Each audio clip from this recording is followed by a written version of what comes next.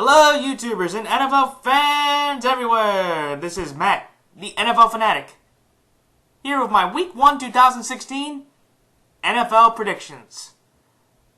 Man, it is exciting that NFL meaningful football is right around the corner. 4 days from the first opening day game, and then 6 days from the first opening day Sunday. I am so excited to be back to do another year of my weekly predictions. I always love doing these. I always love just giving my thoughts on every game, giving thoughts on certain injuries or certain moves that happen. And I'm excited that everybody that comes back to my channel, it's great to have you back, new people. Please spread the word about my channel because I would love to get my viewers and my subscribers up to another decent level. And I would like to say also as well, I'd like to thank the NFL YouTube Prognosticators, a group in which I am a part of, for giving me the nomination for Prognosticator of the Year.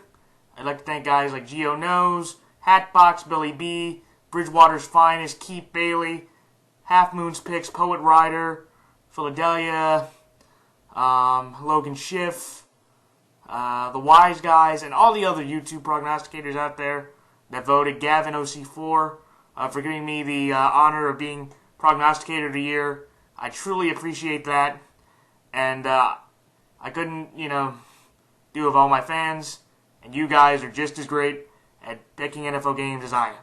So, from me, I just wanted to say to everybody out there that voted for me, thank you very much. And I hope I can defend my title this upcoming season.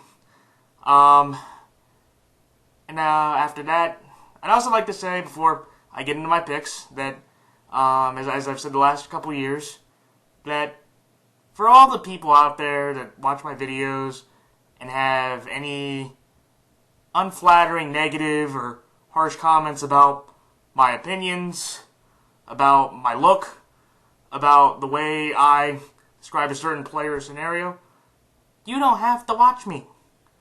You can watch somebody else, or you can just click on something else to watch. And anybody out there that writes any hateful, mean comment about any of that perspective, I'm fine with constructive comments about games or ideas. If you have a constructive opinion about a statement I said, I can accept those, and I love those kind of comments because I love having those debates about certain subjects. But any of those mean-spirited, harsh, disrespectful comments, just for anybody that watches, you will be deleted and you will be blocked from my channel if I see any of those comments. So I just wanted to make sure to everybody know that before I started.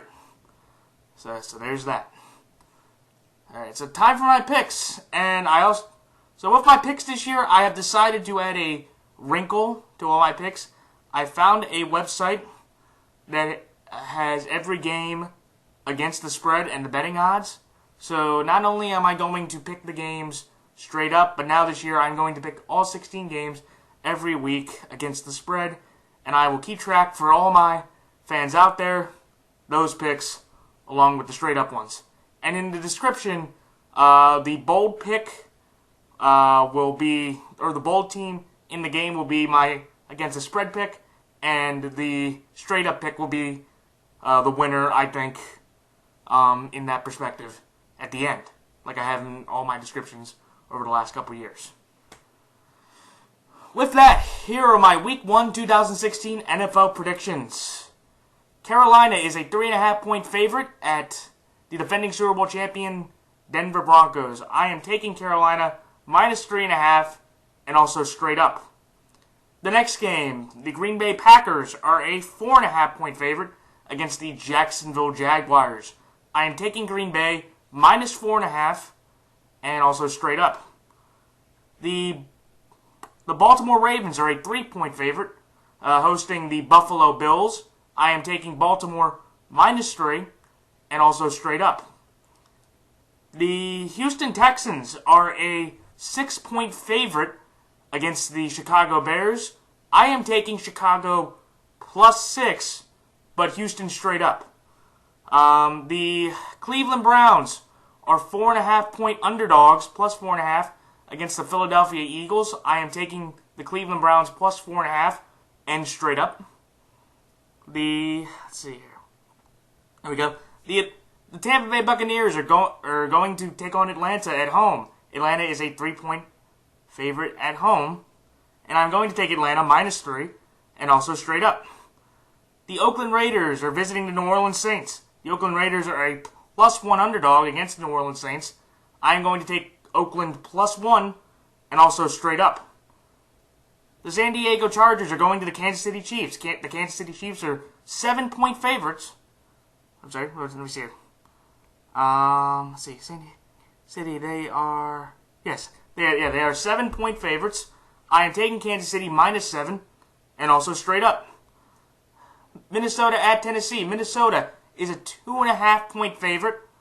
And I'm going to take them minus 2.5 and also straight up.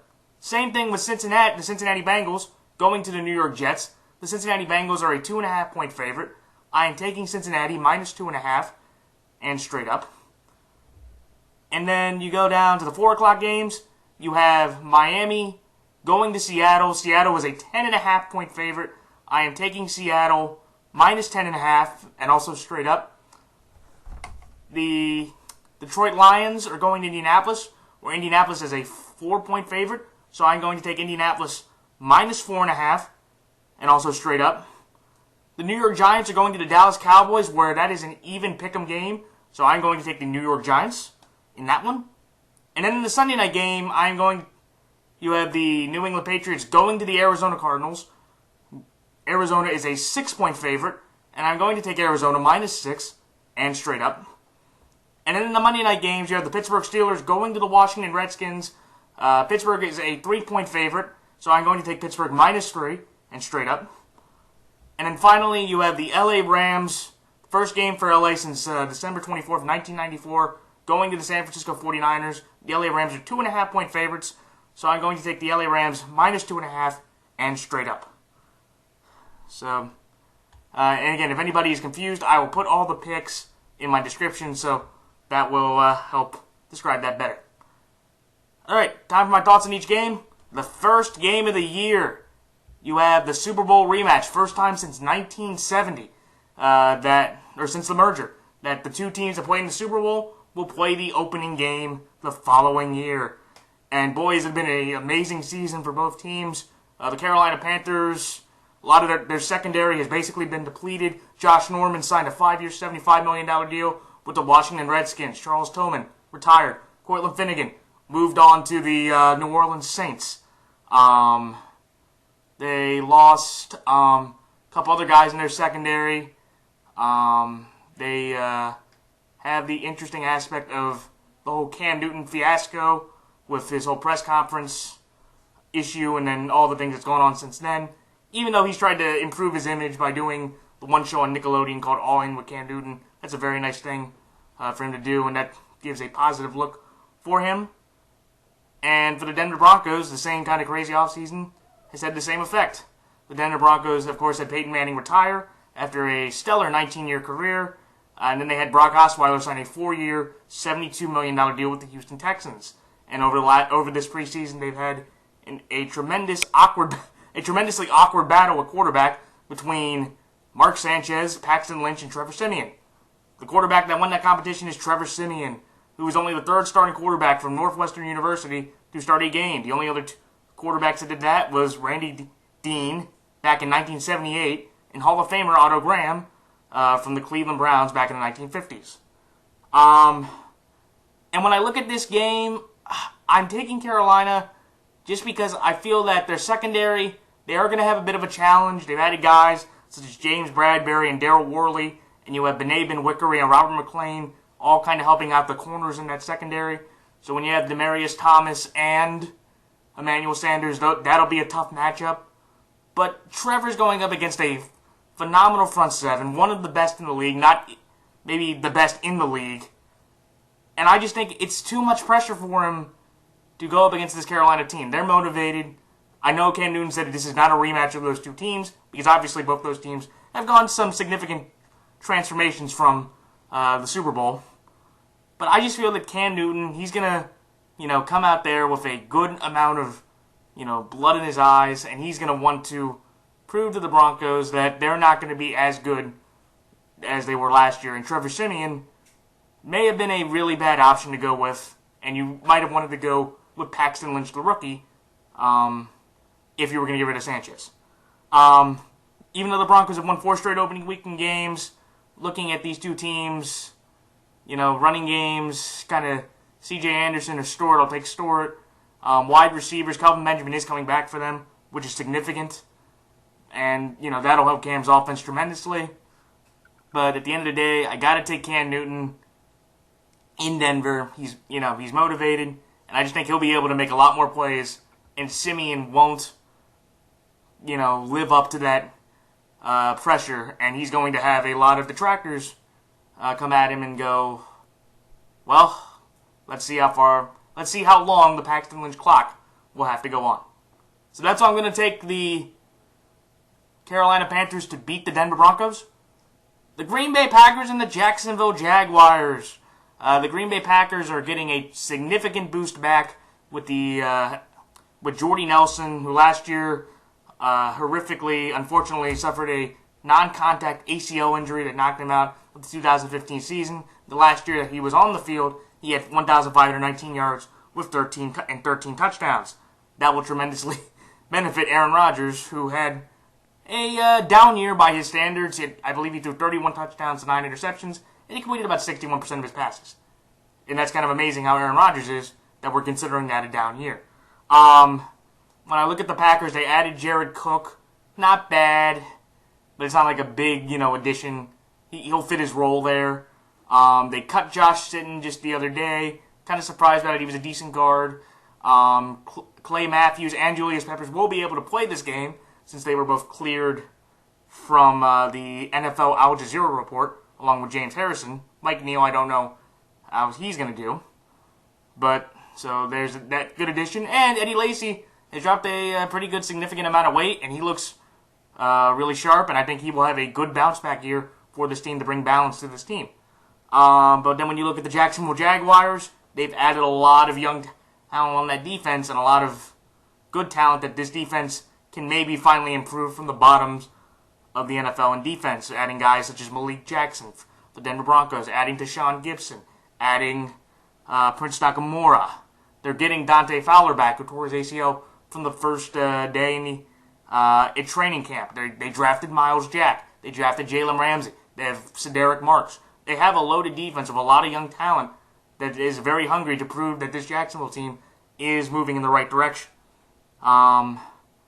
However, and they also added Chris Ivory, who led in the AFC with 1,070 yards rushing last year, and I think that would be a great compliment to TJ Yeldon. So when I look at this game, I can see a possible shootout happening because, you have two dynamic offenses with Rodgers and his weapons and then Bortles and his weapons. The defenses, I think Green Bay might have an edge just based on experience. Jacksonville, I believe, has more talent, but they haven't meshed well enough for me to have confidence in that. And when I just look at this game, Gus Bradley's never won an opening weekend game in his career, and in the 2 home games he's been in, he's been outscored 48-11.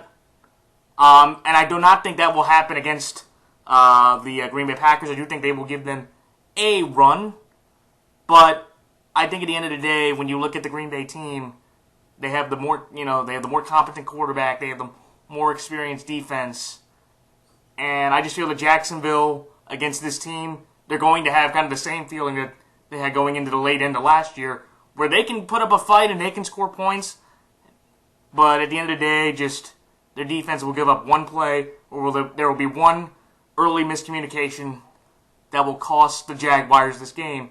And also, Jacksonville's really not that good at home. Last year, I believe this was a first, they lost to 2 teams that were on 6-game losing streaks consecutively at home to 2 different teams. And they were the San Diego Chargers and the Atlanta Falcons. So Jacksonville's not a very good home team to begin with. And I'm just not sold that against this team, they'll be able to beat the Green Bay Packers with this reloaded roster.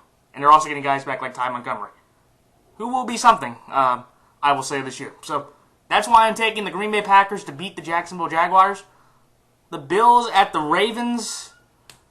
Man, this was a tough game, and because these are two teams that kind of are in kind of awkward trajectories. They're both about even, but maybe you could argue one's going down with the Ravens and one's going up with the Bills. But the reason why I took the Ravens is Rex Ryan has never beaten the Ravens as an opposing coach. When he was with the New York Jets, he had 3 shots at it, lost all 3 times, and his offense, every time he played them, put up 9.7 points per game on offense. With this Bills team, what they have, with LaShawn McCoy, with Tyrod Taylor, a former Raven, coming back, which is awesome, and I'm very happy for him. A bit perplexed why he got $92.5 million, but when you're getting quarterbacks like Sam Bradford and Brock Osweiler making $18 million, hey, why not Tyrod Taylor? He won 8 games. Or he won 8 games, in my opinion, though in the record books he won 7.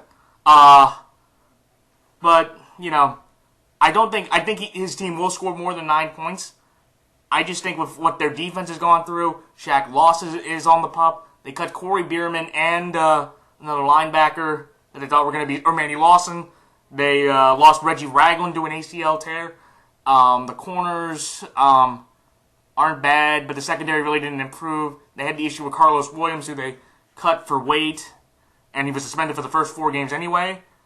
I just think the Bills, they have certain pieces good, but they don't have an overall talent basis where this healthy Ravens team, okay, and the Ravens did last year had a NFL high 22 guys on IR, and I know we've already had some other guys put on IR this year right now. Kyle Arrington, Ben Watson, a couple of our tight ends are suspended, so it's not a good look that, we've already got 2 guys in the IR already, and the season hasn't even started.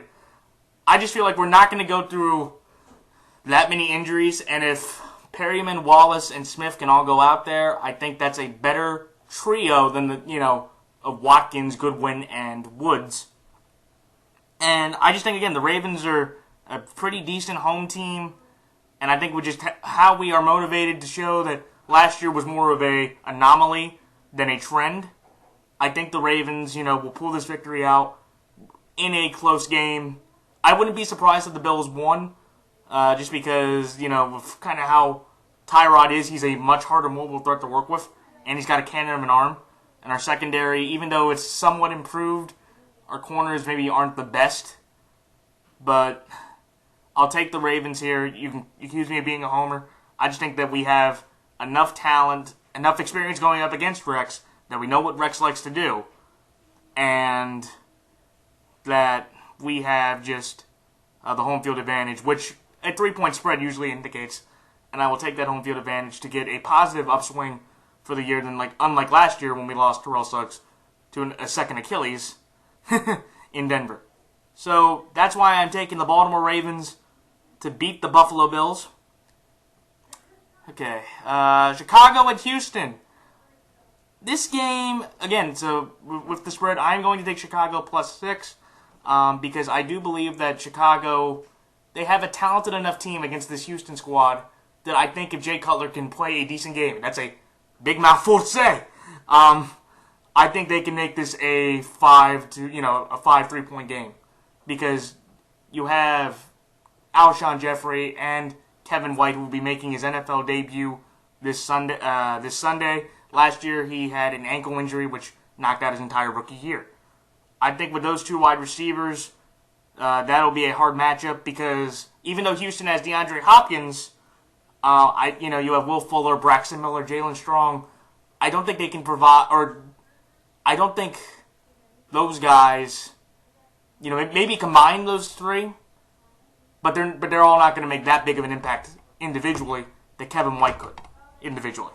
So I do believe that this game will be a close game. But I am going to take Houston here straight up because I think Houston, when you look at the year they've had, they've acquired Brock Osweiler, who's going to be the man now in Houston, Texas. And I think it's a much easier shadow to fill in my opinion, to go be the starting quarterback for the Houston Texans, where their last, quarterbacks, let's see, Brandon Weeden, T.J. Yates, Case Keenum, Matt Schaub, Ryan Fitzpatrick, and, David Carr. The history of the Texans quarterbacks have been pretty much abysmal besides Matt Schaub. So Brock Osweiler can make a claim and a run to be the greatest quarterback in Houston history if he can do well. So I think that there's pressure, but there's kind of that relaxation of, okay, I'm not going behind Peyton Manning. And then you have Lamar Miller, who I consider him a bust.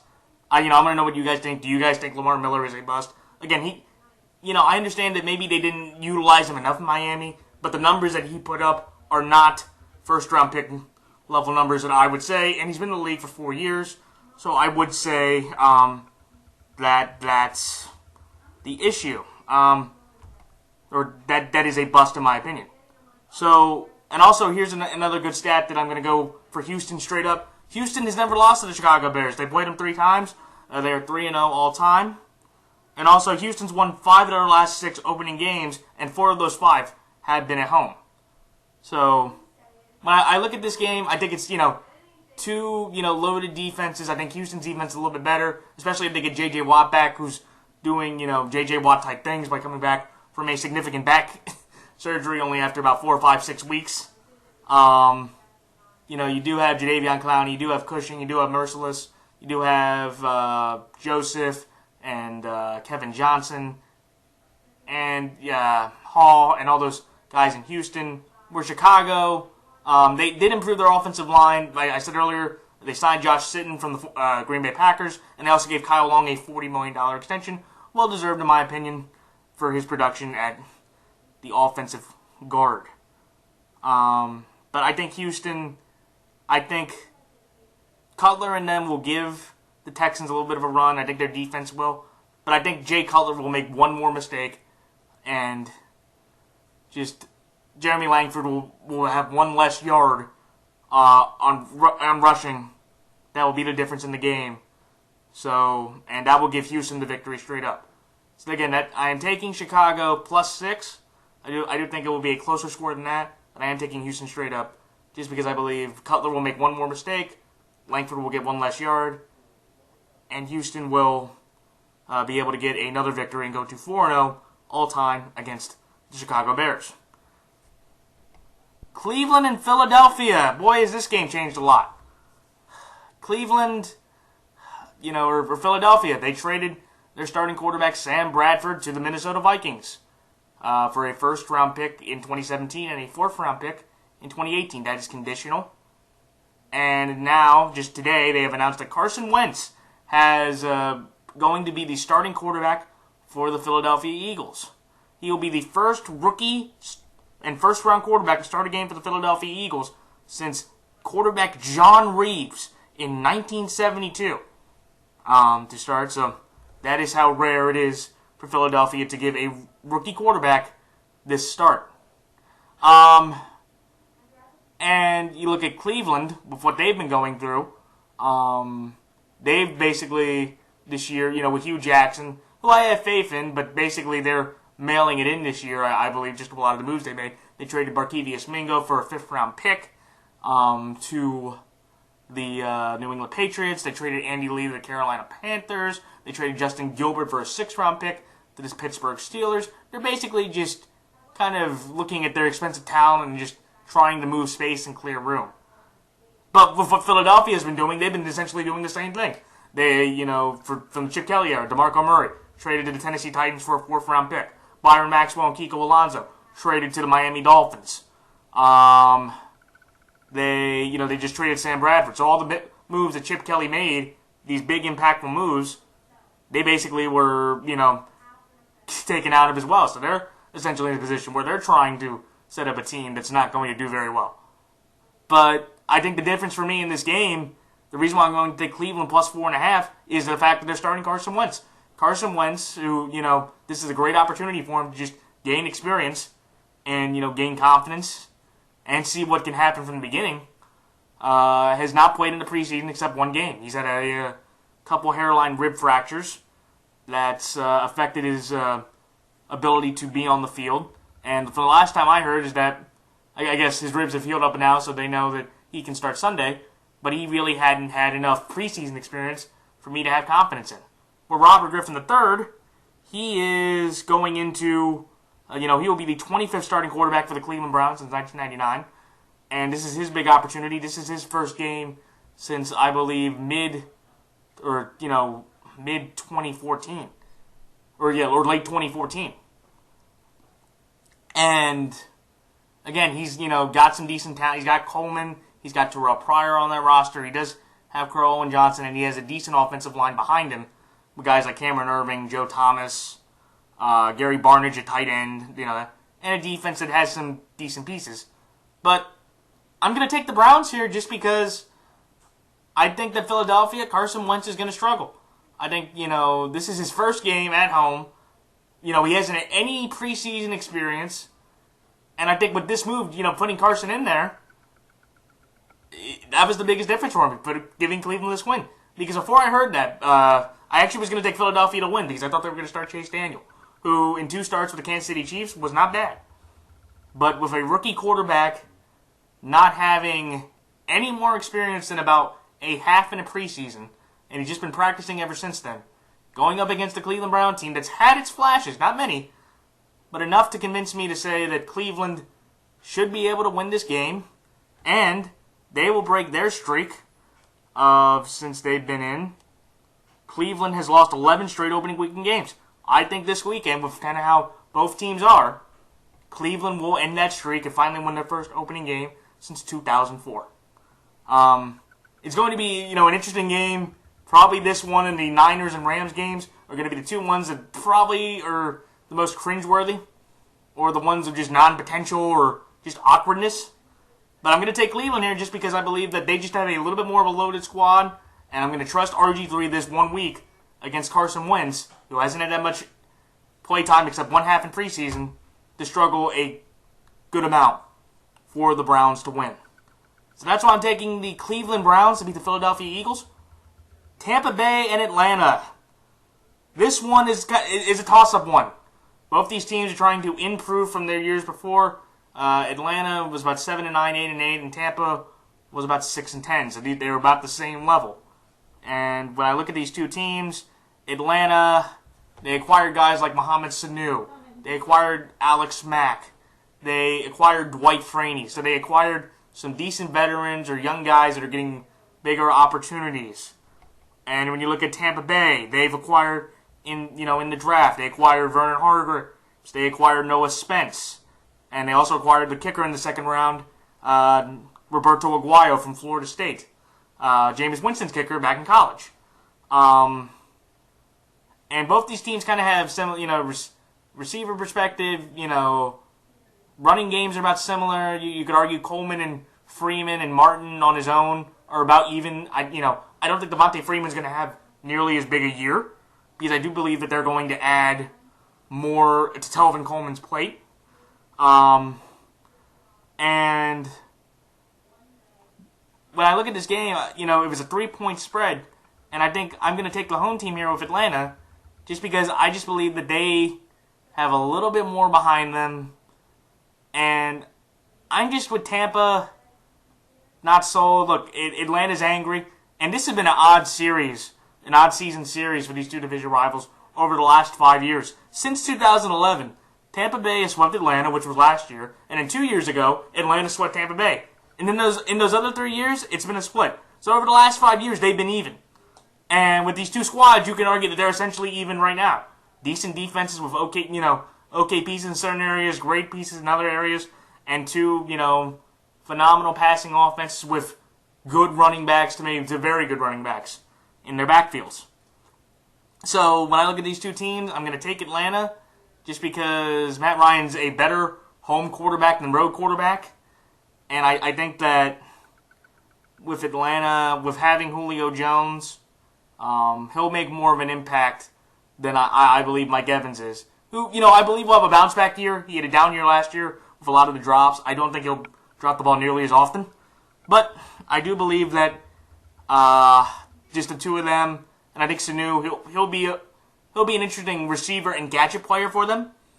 But I'm going to take Atlanta here just because of the home points. And they're at home. Because honestly, these two teams are even. I wouldn't be surprised if Tampa Bay wins this game.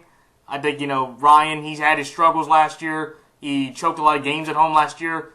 Indianapolis and Minnesota come to mind.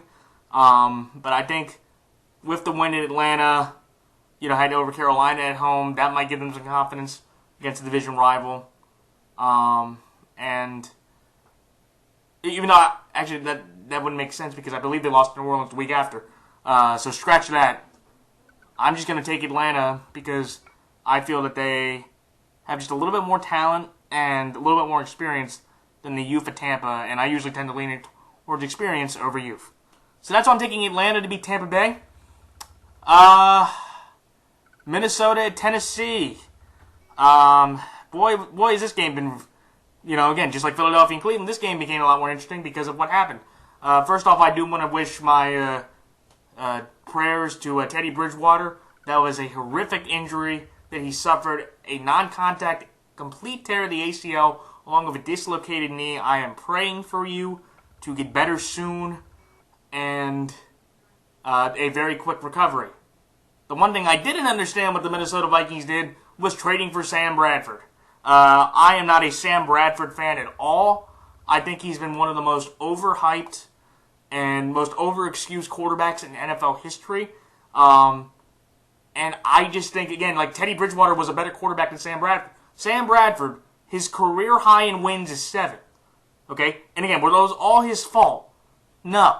And you could argue that Sam Bradford has more, this is the most talented team he's ever had around him with the defense that Mike Zimmer's put up, with Laquan Treadwell, with Kyle Rudolph, even though he downgraded to tight end, in my opinion, over Zach Ertz. And, of course, Adrian Peterson, the best running back in football. And you have the 2 OU guys back together. And you could argue that, again, Teddy Bridgewater, he put up 14 touchdowns, 9 interceptions. He's put up 14 touchdowns the last 2 years. Even though, again, he's completed the highest percentage of passes, a minimum of about 30 starts in NFL history was 65.2%. Again, they were dinks and dunks. I understand that. But I don't really see what Sam Bradford brings. Because, again, Sam Bradford's not, he's had opportunities. He's never won more than 7 games. Not that emotional of a guy. Not that great of a leader. Always gets hurt. And honestly, right now, going into this week 1, he's the worst quarterback in that division. Even, you even could argue for the 3rd year, or this past year, Matthew Stafford played better than him. So I don't agree with the trade, just because I don't believe in Sam Bradford as a quarterback. Because I just think that, again, he'll either get hurt, if he's not doing well, and also you have the aspect of, let's look at his track record since 2012. Jeff Fisher, 2015, Chip Kelly, 2016, Doug Peterson. This will be his 4th offense, or his 3rd offense he's had to learn in about a year. And this is before a week starts. He's not going to do well. If you look at his first, 6 or 7 games in Minnesota, or in Philadelphia last year, he stunk. Especially that game against Dallas at home. My God, he made, Tim Tebow, who was on that roster, in the preseason, look like needed. So, I guess that's enough about my Sam Bradford tangent there. But I guess I just didn't agree with the trade because I just don't believe in Sam Bradford. I would have taken a Josh McCown or stuck with Sean Hill. Because now the expectation for Mike Zimmer is back. And I would consider, I know it's not going to happen. This is a personal opinion. I believe that Mike Zimmer, if he gets a 6 to 7 win team, which again, the numbers would tell you, Sam Bradford, that's his ceiling, that Mike Zimmer could get fired for this move. Because when you make a move like that, you're going for the bank. You're going for that ring. I don't think anybody expects Sam Bradford to win a Super Bowl. But with that move, you put all your chips into Sam Bradford, that's a fireable offense. So again, I will say it one more time. If Mike Zimmer gets 6, 7 wins, I would consider, I don't think it's going to happen, but I would consider firing Mike Zimmer. Because you don't make a move like that in order without consequences. Especially for a 1-year rental. But back to the game. And again, after all I said that about Minnesota, and the fact that Tennessee has won their last 2 opening games. Remember they destroyed Winston's Bucks last year, where Mariota essentially had that perfect game. And then the year before, Jake Locker went into Kansas City, and he won 26-10 against the Chiefs. And Sam Bradford, on top of that, has a 1-4 opening weekend record.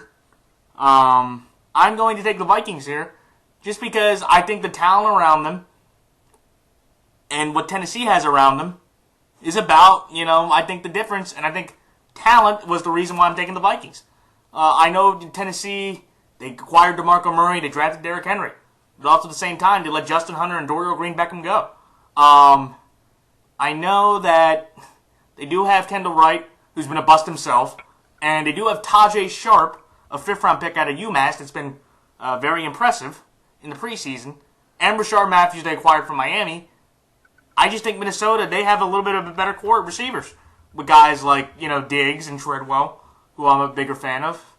And I think Bradford, this is the first game, so we'll be starting. I think Bradford can make a couple more throws and hand the ball off to AP, and he'll produce more than if Mariota did that against Murray. Again, it will be a close game because Tennessee's been impressive in the preseason, and they're going to be a ground-and-pound type squad. But I'm going to take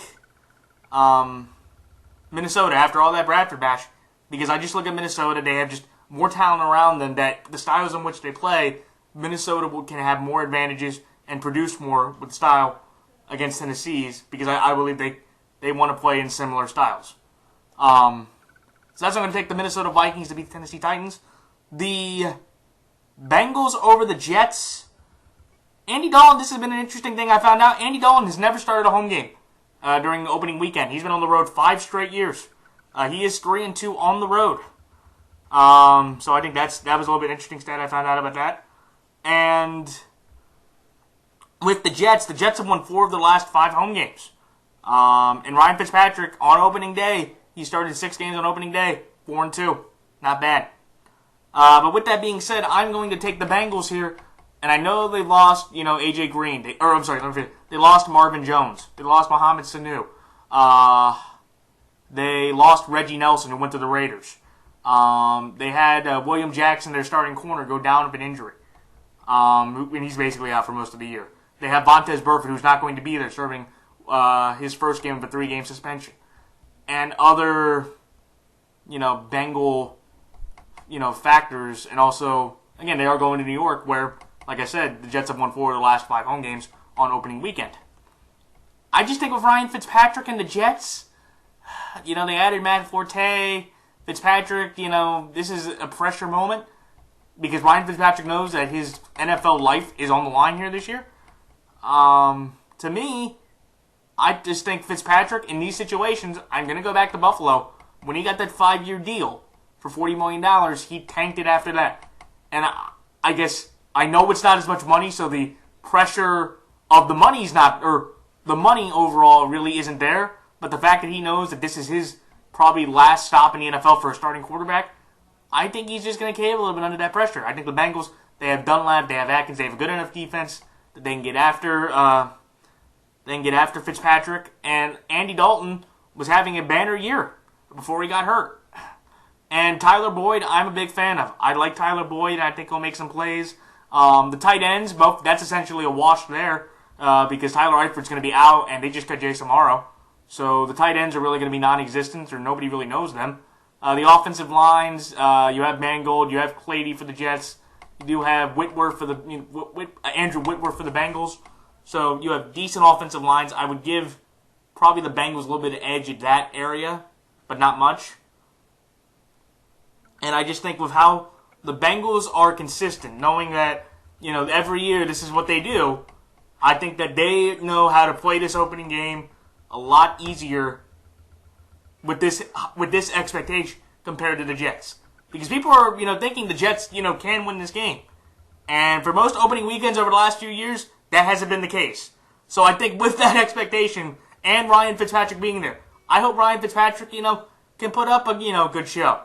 Especially for New York, because New York Jet fans, they want something positive to say, we made the right decision in going with the veteran Ryan Fitzpatrick.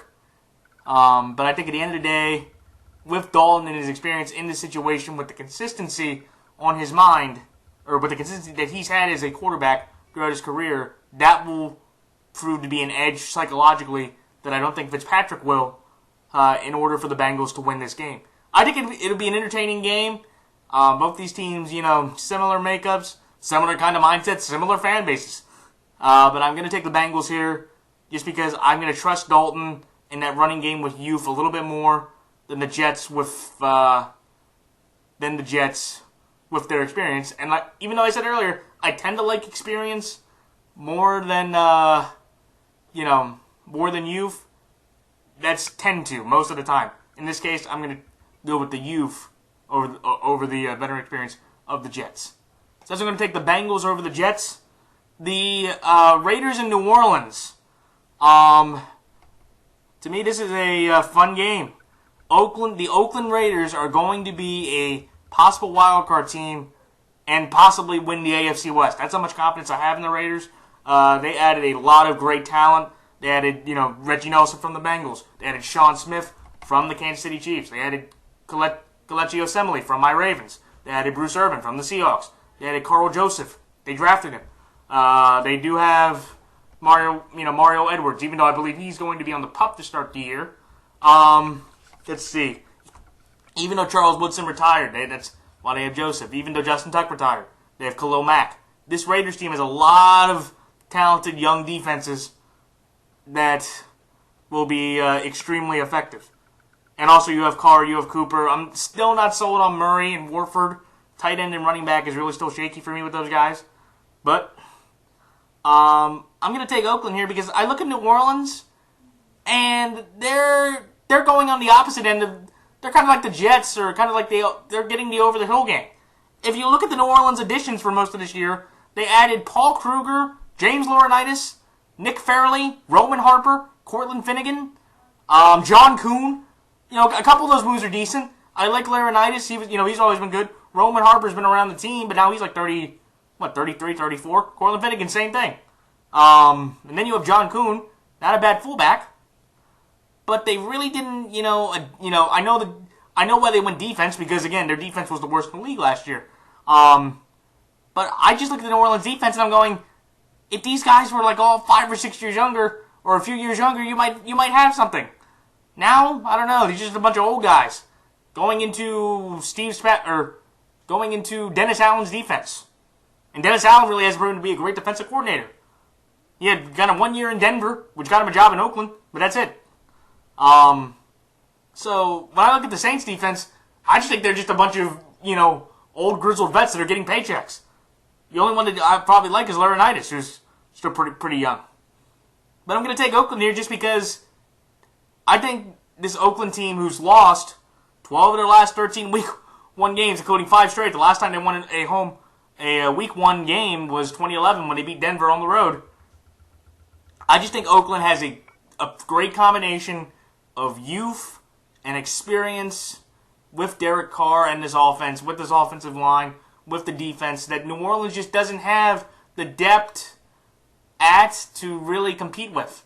Like, again, they do have Drew Brees, and they do have a shot to win this game just because of that, because that's how good Drew Brees is. But besides that, Snead, Cooks, Cooper, Crabtree, take that. Ingram, Murray, that's about a push. The offensive line, I give the Raiders a bit of an edge of that.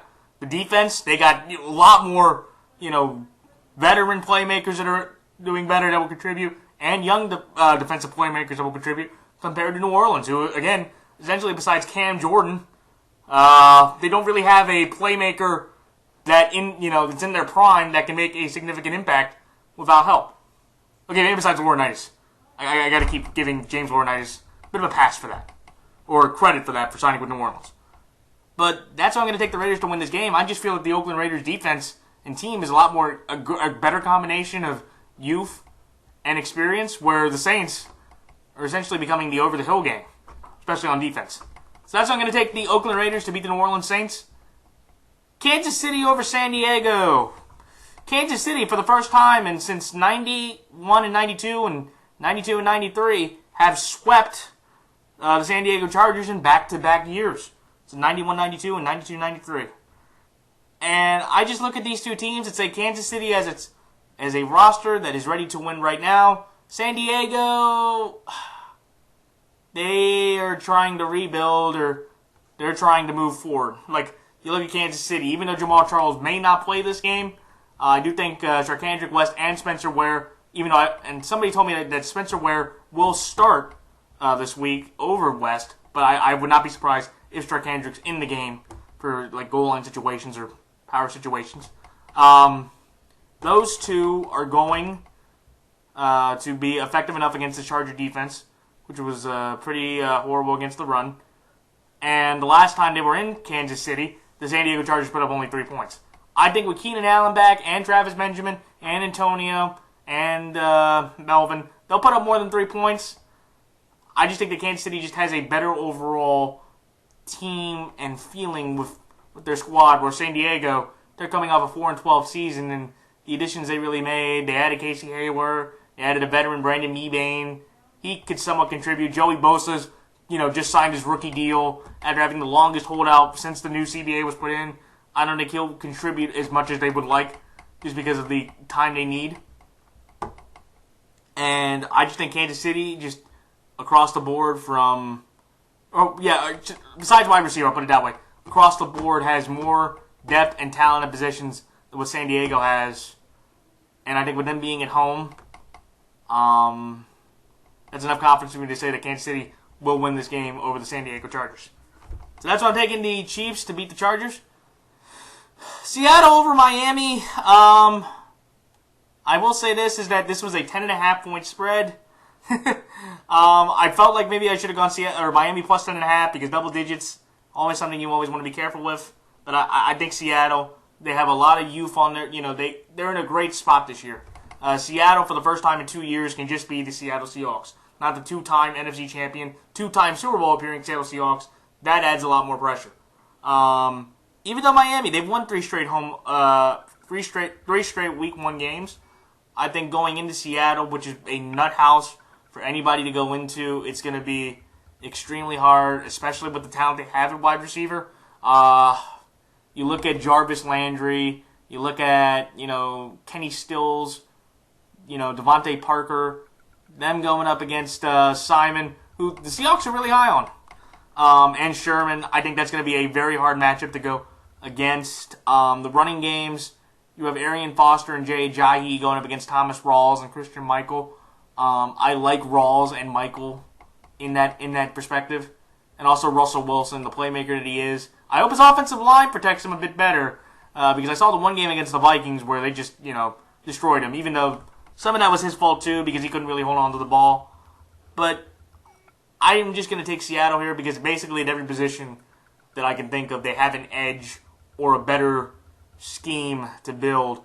I just think the only thing that I think could make a difference in this game is if Miami's defensive line with Cameron Wake, who's coming back, who I'm excited to see back, Cameron Wake, Ndamukong Suh, Mario Williams, Kiko Alonso, Byron Maxwell, Bobby McCain, or that defense, or I'm saying that was the defensive line.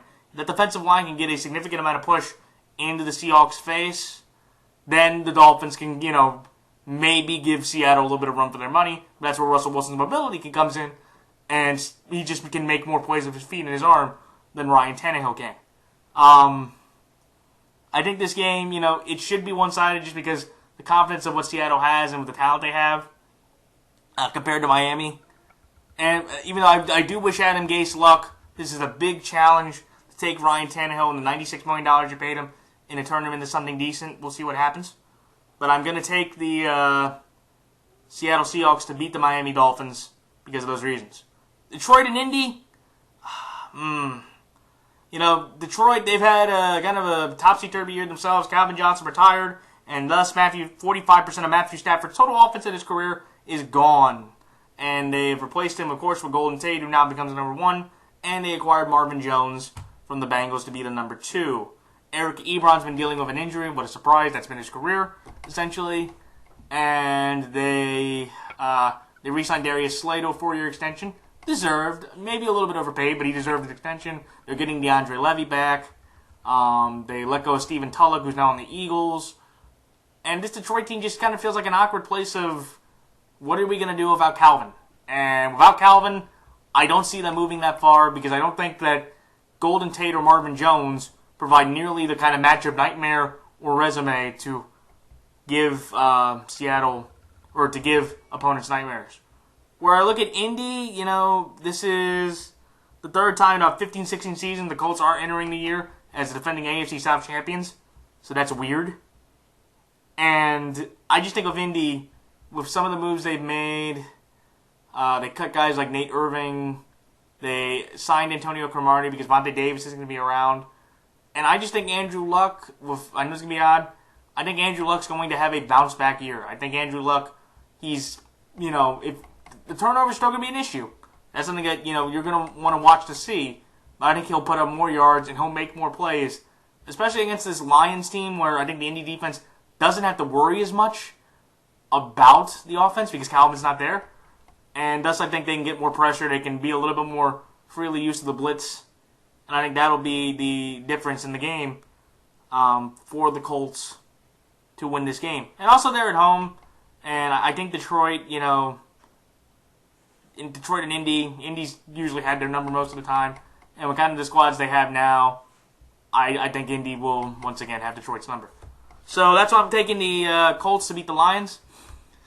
The Giants and Cowboys, I'm taking the New York Giants here. This was a pick'em game, just because I know it's preseason and the Giants have looked horrible pretty much the entire preseason. But they have more talent on defense that once the lights are on, they should be able to be more effective. Remember, Dallas will not have Rolando McClain, DeMarcus Lawrence, or Randy Gregory for the first 4 games, or Rolando for definitely the first 10. And Tony Romo's out, having another back injury, which, I wish him luck, but I wish him full recovery. But I think it's time for Tony to go. And I think it's Dak's time. And again, my personal opinion about Dak Prescott in the preseason looked decent. He put up 3 straight solid games against teams. I know it's vanilla defenses, but it's still, the numbers are the numbers. And now it's his opportunity to maybe have, and just like the general manager said, a Bledsoe Brady moment where maybe Dak Prescott can be that guy. I wish him luck. And I think, again, Dak has more of a kind of leader ability, because I think one of his heroes was Tebow. And again, he doesn't have the resume like Tebow because you have the DWI you have to think about in the past. But I just think Dak, he's moved on from that, and he's disappointed. But I just think Dak provides a better set of intangibles than I believe Romo does. So if Dak can do well, if Dak can put up numbers, and Dak can actually lead them to beat the Giants, you really have to consider maybe, okay, is it time to move on from Romo? And the conversation about Tony Romo will be interesting. And let me know. Yeah, actually, that's a good question. I'll put this out to all my viewers out there. What are your guys' opinions on Tony Romo? Or if Tony Romo retired today, would you remember Tony more for his stats, or would you remember him more for his collapses? So let me know. Tony Romo, stats or overall success? But I'm gonna take the Giants here just because the defense is more loaded, and I think they'll play a bit better. And I think Eli Manning, even though the Cowboys have the Cowboys have won 6 of the last 8 meetings against the Giants, and Dak Prescott will be the first quarterback starting drafted. Will be the first starting rookie for the Cowboys since Quincy Carter. I just think with that, and for the first, that's way too much in a big Sunday night game in Dallas for me to take him against this Giant team. Again, it should be a great game, and if Dak can put on a show, that'll be fun to watch, especially for Cowboys fans. But I think at the end of the day, Dak will have a rookie moment or a rookie mistake, or a couple, that could be the difference in the game. So that's why I'm taking the Giants to beat the Cowboys. Arizona over New England. Carson Palmer coming off a career year. He set the all-time single-season yardage and touchdown record for the Cardinals. And I just think Arizona, they have one of the most, or I'll put it this way, they have, for this year, the most talented and loaded team in the NFL, in my opinion. From quarterback, running back, wide receivers, tight end, offensive line, corners, safeties, defensive linemen in the league. And if this was Brady that was starting, I would take Brady. But it's not. It's Jimmy Garoppolo. This will be the only third quarterback to start a game in front of Brady since Brady's joined the league. Matt Castle, and then I believe Drew Bledsoe. When Brady went down with an injury, Drew Bledsoe was the one that led him afterward. And again, I guess if you want to argue, it's only 2 QBs, Castle and Jimmy G. even though New England has history, in the last 6 meetings, New England's won 5 of them. However, I just think with the Cardinals' talent, knowing what happened in the NFC title game, getting absolutely romped by the Panthers, they're going to be motivated to take it on the Patriot team that will play their hardest and will give up a fight, because that's what Bill Belichick and New England mean, and that's how good they are, that they can give a fight of essentially anybody who they're playing. But at the end of the day, Arizona just has too much talent, I think, for Jimmy G on defense to really worry, to really feel comfortable with. And I think Carson Palmer, with his talent around him, unless he goes down, should be able to have more opportunities and win more matchups with his wide receivers against New England's defense than vice versa with Jimmy G and the Patriots. This is going to be a fun game, and I think this is a great Sunday night game to start the year, and I'm excited to watch it. This is my game of the week. This is the game I'm looking forward to the most. And again, I'm taking Arizona just because I believe they have too much talent, and even though Jimmy's good, he won't be that good to beat this team. So that's why I'm taking Arizona to beat New England. Pittsburgh over Washington. Pittsburgh, again, a loaded team. Unfortunately, they don't have Le'Veon Bell for the first 3 games and Martavis Bryant the entire year. If they had that, I would have easily said that's the AFC title game right there, New England and Pittsburgh. Now with that, I don't know. I still think they are, a top team in the AFC, but now you could argue Kansas City, Oakland, Cincinnati, if they get good, could maybe catch up to them. But I'm taking Pittsburgh here, just because without Le'Veon Bell, Pittsburgh did go 8-4. They still have Antonio Brown, who has 265 receptions in the last 2 years, led the league in receptions the last 2 years. And I just think Pittsburgh, their offense can provide more of an opportunity to be effective than against Washington, Washington's offense. Even though, again, Bud Dupree has just been put on the PUP, which is big. And then you have the aspect of Pittsburgh with no Ladarius Green, a couple of their other, their secondary really isn't that. I guess it's a lot of young guys, maybe besides William Gay. But I just think Pittsburgh has too much offensive talent, and their defense has enough in them to make 1 or 2 stops or cause Kirk Cousins to throw a game-changing turnover for the Steelers to win this game. And also, like I said, Washington's lost their last 3 opening day games. Last time they won on opening weekend was 2012. So that's why I'm taking the Pittsburgh Steelers to beat the Washington Redskins. And then in the other crap toss-up game of the week, I'll call it, the LA Rams and the San Francisco 49ers. I'm taking the LA Rams here because Chip Kelly's 2-4 all-time against the NFC West in his career. And with Case Keenum and Blaine Gabbert, this is abysmal. Their combined record as starters is 13-37. What a way to end week 1 by watching that, this abysmal game. But when I look at these 2 teams, I gotta admit, the biggest difference to me was Gurley. Todd Gurley is going to be able to run more effectively on the Niners than I believe Carlos Hyde will on the Rams. Again, would it surprise me if the Niners won this game? No, and like I said, this is probably, with that and Philadelphia and Cleveland, the 2 worst games of the week. So, these are going to be, these are the toss-ups that you don't want to watch because both these teams aren't really going anywhere anytime soon. But I'm going to take the Rams here just because I just feel like Todd Gurley will be the difference, or he's worth that 2.5 points that they were put up. So, those are my thoughts and all my picks for this week. Let me know what you guys think. Like, comment, rate, subscribe. Again, thanks to the NFL YouTube prognosticators for giving me the NFL Prognosticator of the Year award. And shout out to all those guys I said earlier in the video. And, again, hey, anybody that watched the video, please tell anybody that you know about me. And if you enjoy watching my videos, so I can get more viewers and subscribers, because I truly appreciate everybody watching my videos every year.